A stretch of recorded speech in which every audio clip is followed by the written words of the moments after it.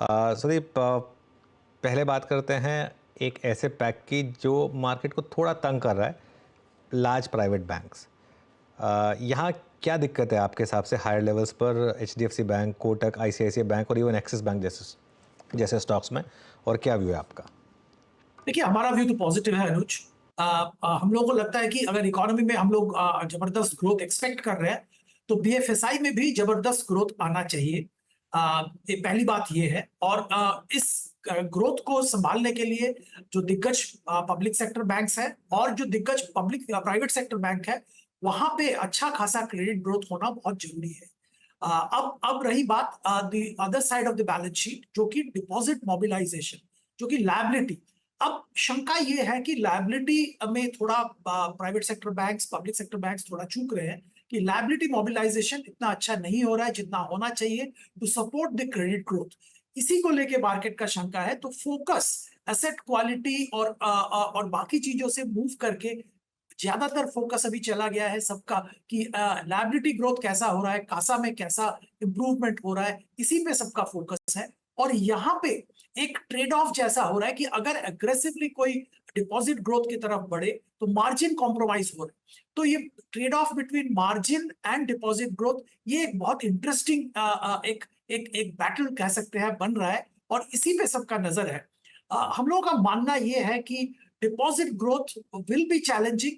Bank को access करना पड़ेगा दूसरे तरह के सोर्सेज ऑफ फंड्स, क्योंकि आज के दिन में रिटेल निवेशकों के पास या बल्क डिपॉजिट की बहुत ज्यादा गुंजाइश नहीं रह रहा है। अट्रैक्टिवनेस कम हो रहा है क्योंकि other instruments are gaining prominence. So एक पैराडाइम शिफ्ट हो रहा है बैंकिंग इंडस्ट्री में, लायबिलिटी गैदरिंग में, और उसी पे हम लोगों को फोकस रहेगा। मार्केट भी उसी के ऊपर नजर बना के बैठा है कि एचडीएफसी कैसे डिपॉजिट मोबिलाइजेशन करता है, पर साथ में क्रेडिट ग्रोथ भी कैसा करता है और मार्जिन ग्रोथ भी मेंटेन करता है। तो एक बैलेंसिंग एक्ट चल रहा है, इसी में फोकस रखना पड़ेगा।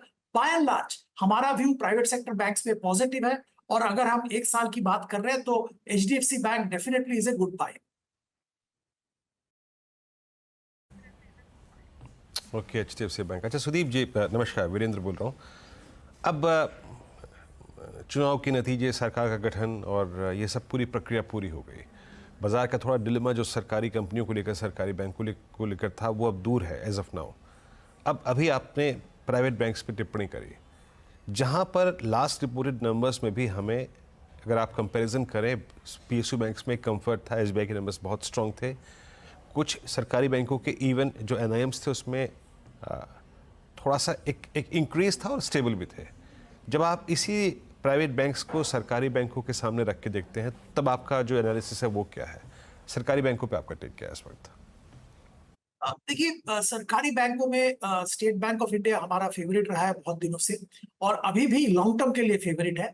पर मैं मानता हूं कि कुछ जो दिग्गज पीएसयू बैंक्स हैं, उनका वैल्यूएशन अभी एक लेवल पे पहुंचा है जहां पे बहुत जल्द बहुत बड़ा एप्रिसिएशन की संभावना नहीं है। बाकी क्रेडिट ग्रोथ और एसेट क्वालिटी का इंप्रूवमेंट और डिपॉजिट मोबिलाइजेशन, जिसका मैं जिक्र कर रहा था, उस पर ध्यान रखना पड़ेगा। क्वार्टर ऑन क्वार्टर परफॉर्मेंस पे ध्यान रखना पड़ेगा, फिर स्पेसिफिक टिप्पणी कर पाएंगे। Overall between public sector bank and private sector bank at this stage, मुझे प्राइवेट सेक्टर जो दिग्गज बैंक है वो रिलेटिवली बेटर लग रहा है, और खरीदारी के लिए वहां पे मौका बन रहा है as oppose to an SBI, जहां पे की वैल्यूएशन एक लेवल पे रीच किया है जहां से ज्यादा एप्रिसिएशन मुश्किल है।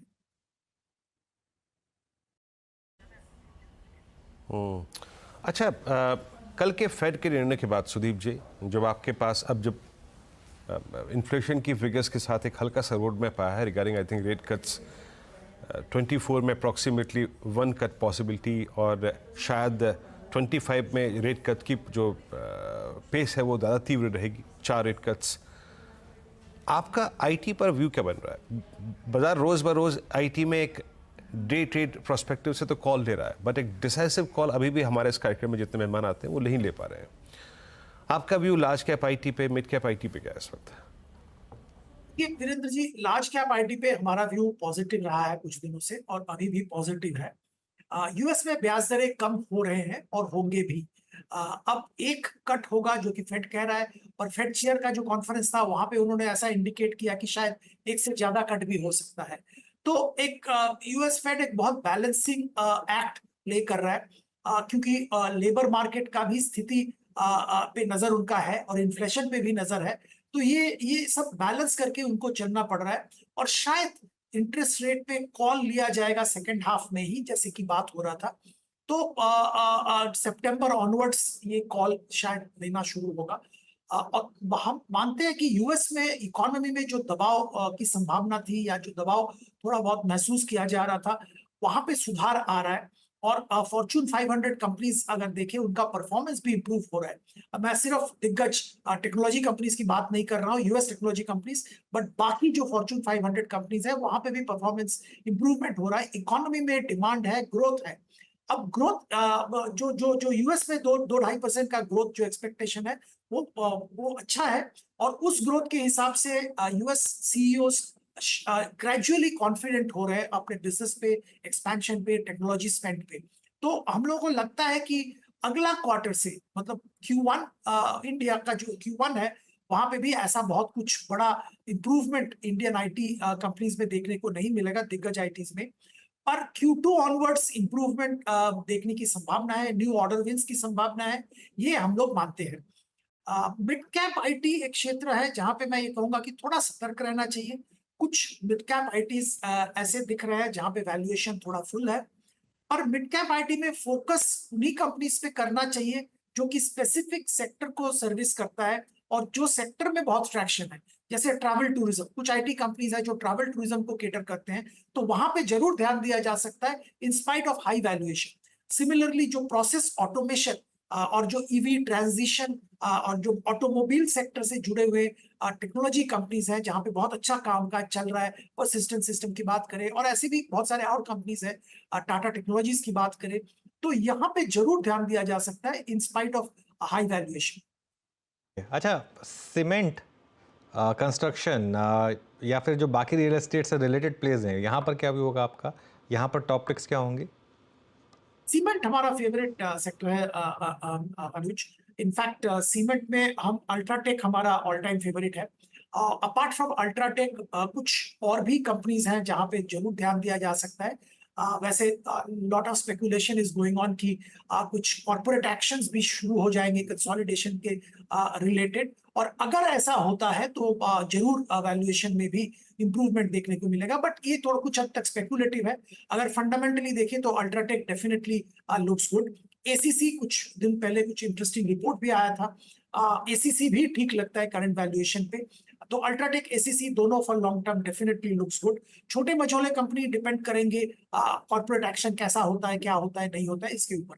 ओवरऑल डिमांड स्ट्रांग है, और क्योंकि सरकार का फोकस कंस्ट्रक्शन, इंफ्रास्ट्रक्चर, हाउसिंग इस पे है, तो सीमेंट का डिमांड बढ़ता रहेगा और अच्छा खासा डिमांड रहेगा। और जो पैन इंडिया सीमेंट प्लेयर्स हैं जिनके फैसिलिटीज अक्रॉस इंडिया है, उनका परफॉर्मेंस अच्छा रहेगा हमेशा, यही हमारा मानना है। इसीलिए अल्ट्राटेक, एसीसी जैसे कंपनी हम चुन रहे हैं। ओके, चलिए सुदीप, बहुत बहुत शुक्रिया आज हमारे साथ जुड़ने के लिए और हमसे बात करने के लिए इन सब स्टॉक्स पर। एक काम करते हैं, अब जरा मार्केट पर लौटते हैं, क्योंकि इस समय निफ्टी में फिर एक मोमेंटम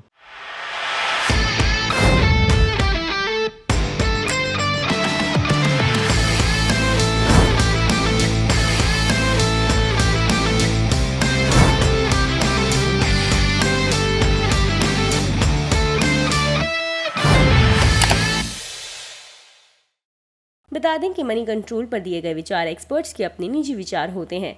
वेबसाइट या मैनेजमेंट इसके लिए उत्तरदायी नहीं है।